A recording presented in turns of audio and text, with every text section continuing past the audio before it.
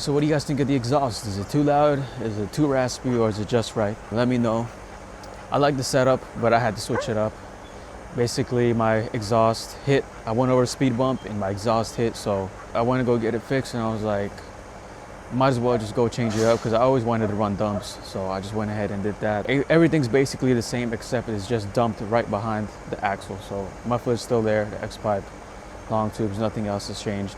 I wanted to make more footage of this setup that I had previously. I wanted to record more footage from the outside, you know, to truly hear how it is, but like I said, I ended up changing it up, so not much footage of that, unfortunately. I will make footage. I'll post videos of this new setup sometime. It sounds pretty good. I wanted the cams